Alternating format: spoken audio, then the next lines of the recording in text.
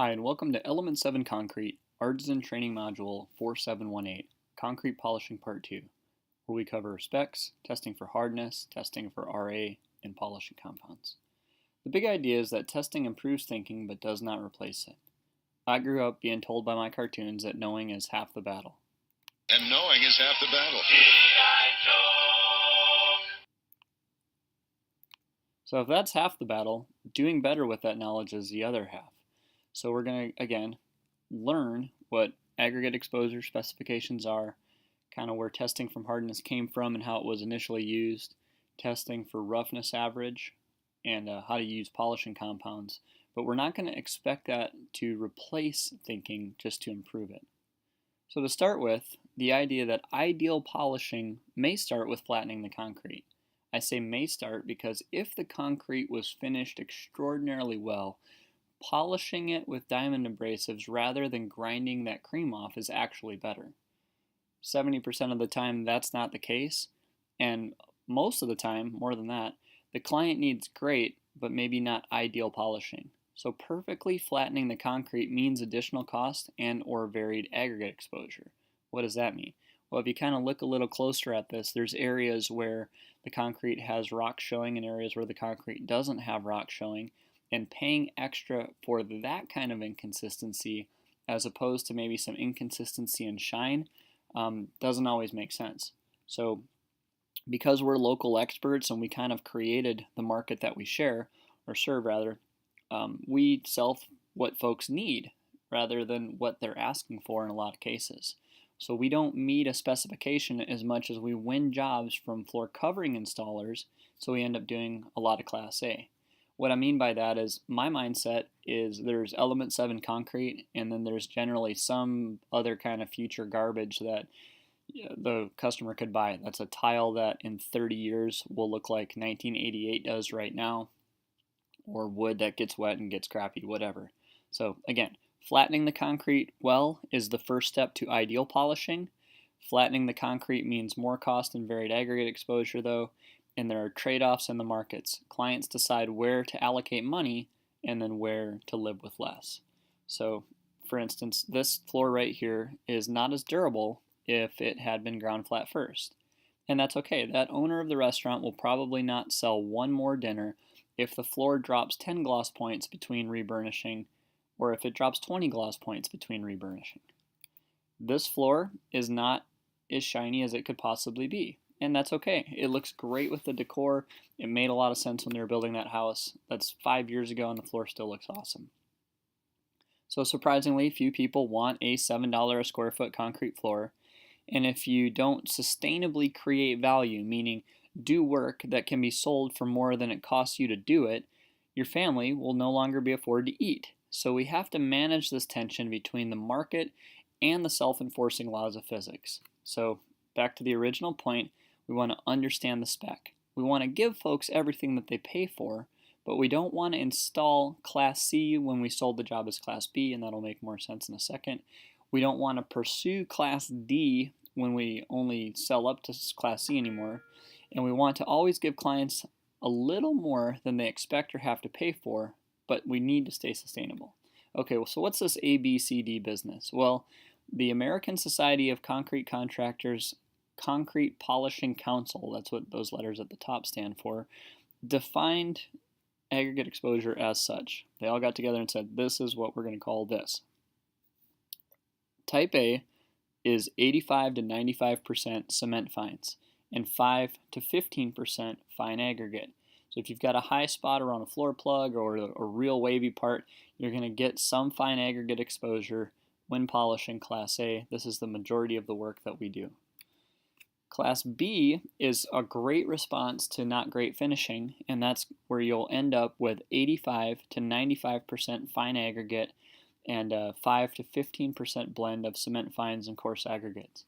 A lot of times we can get this by starting with a high grit metal but still a metal, taking the cream off, flattening the floor. This can be a really great polish if we're not shooting for aggregate, but we just want to do the best polish possible. We can also, in our part of the country, get some nice warm tans by taking the cement fines out of there and just showing that fine aggregate. These are really pretty floors. Class C are really pretty floors. That's defined as 90 or 80% coarse aggregate, and then a 10 to 20% blend of cement fines and fine aggregate. You're still going to have some spots where there's not coarse aggregate everywhere. There used to be a Class D where it was just 100% terrazzo looking. The courtyard at our showroom in Granite Shoals is like this. We've installed about a dozen of those floors. Really over the top though. So the floor in this picture is not quite there. It's Class C. It's a gorgeous floor. The last 10% of most floors is incredibly challenging to get to 100%.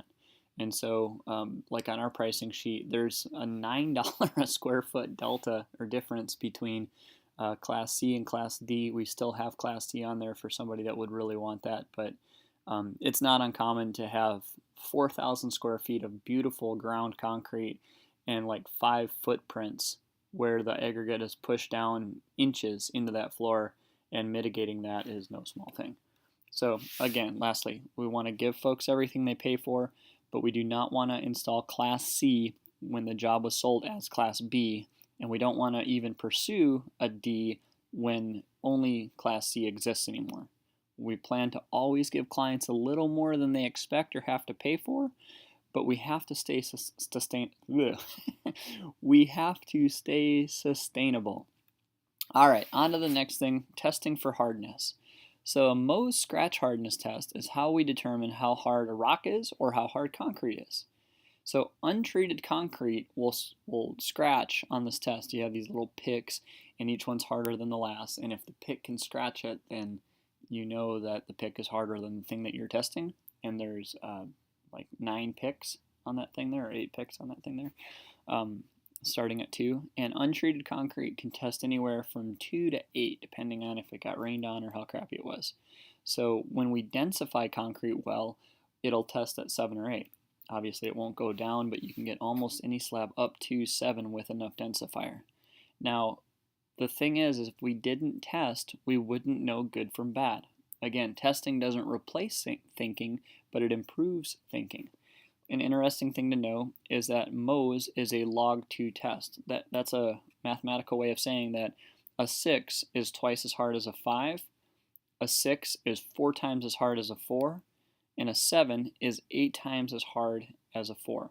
So what I mean by that is every point is twice as hard as the other one, and it compounds. So you can have a really big difference between a floor testing at a 4 and a floor testing at a 7. Now, this tells us where we started with and how we have changed it. So when we're dry grinding concrete, to a lesser extent when we wet grind, we have to know the hardness to select the tooling rate. I'll kind of show you that in a little bit here. When we densify concrete, we can see how well we did by doing a Mohs test. That's pretty foolproof. I mean, if you apply densifier to rejection and you work it in long enough, you'll know that you did it right because it'll get gummy and slippery and all that. But with microfinish overlays especially, it's a good idea to test it because they're vulnerable to under-densifying. I became aware of this over a decade ago because we started, like most people, dry grinding with HTCs for different kinds of metals. You'll notice there that they've got their C series for soft concrete and CA for medium and SF for medium hard and then CX for hard. And it was a big deal because you had to get the floor cut before you could move up. You'll notice though that there are 4 different kinds of metals and 1 kind of resin. Now part of that is because they taught to densify after running metals, and so like I said, after densification all floors are going to test around 7 or 8. Before densification there's 3 different classes that could be. So why did we care about that? Well, if you remember our little animations from the last one, it would start off your metals would be working great, and then the tooling would kind of glaze over and your metals wouldn't cut nearly as well. And so your flattening wouldn't work as good and it would be tougher to polish. In this instance it would work. It would actually be a little bit easier because that might have been like a 40 grit that we were starting with there. And the resins are going to take the tops off rather than cut in. And if you've got narrow enough plateaus between those cuts, your resins can do what they need to do. So again, if we started off with soft concrete, we'd be using those CA diamonds.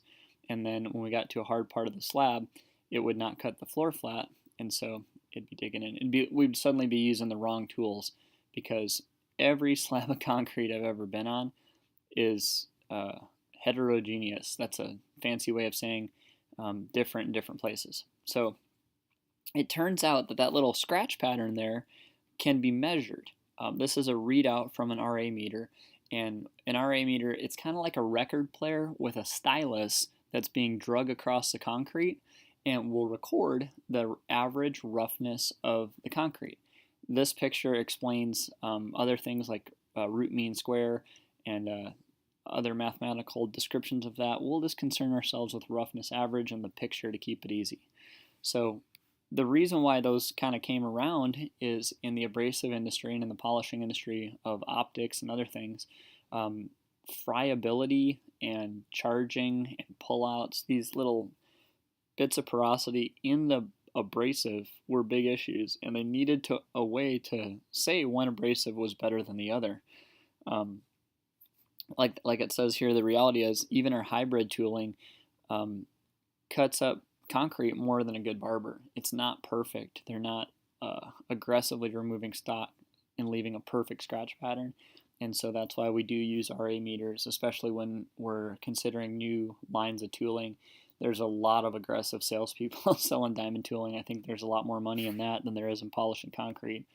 But using that meter will help you determine if you've refined the floor well enough. Now, again, it's not a substitute for a thinking human brain. You have to clean and look at and feel the concrete as you go. Like we talked about in the previous module, you got to listen to that machine and feel if the pucks are digging in to the concrete, or if you're going too fast and they're kind of hydroplaning and skipping on the top, and just stay connected to the task as you work. The RA meter will let you see things that you can't see with your eye and feel things you can't feel with your hand, but you still have the practical. Some of the stuff you kind of have to imagine and feel as you go, and some of it is theory and some of it is practice, and theory helps the practical. If you understand what is happening in the theoretical, you'll make better decisions with the practical, but you still have to be engaged as an artisan to do this work. Now, what RA compounds did is they proved the value of polishing compounds. So polishing compounds can be used to get more out of the tooling. So instead of just the diamonds and the puck cutting into the concrete, the polishing compounds will have all the cement fines that you already removed and the diamonds that have worn out before in the suspension.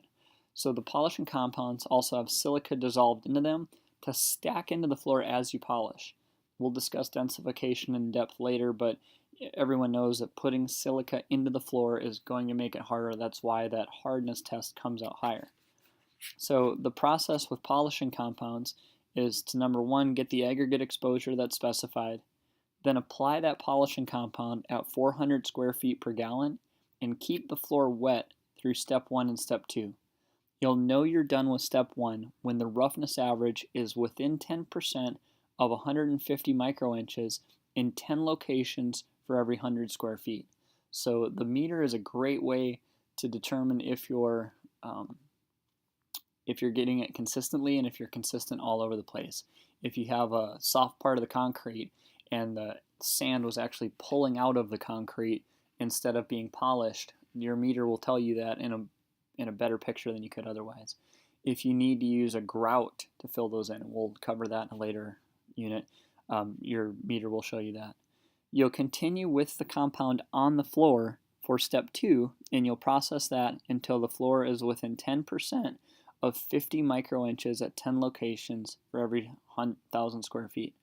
So that means it should range 45 to 55 microinches. On the previous one, 10% of 150 is 15, so that should range between 135 and 165. You can have a little bit more variability in the rougher cuts than as you start honing in on it. After you get through your step 2s, you remove the polishing compound and you run step 3s until your roughness average is less than 20 microinches everywhere on the floor. And it's not uncommon to have 5 microinch floors, 3 microinch floors. You can really get a mirror finish if you take your time with that polishing compound. All right, so that's it for 4718, Concrete Polishing Part 2. We appreciate you watching. We'll dig in deeper later.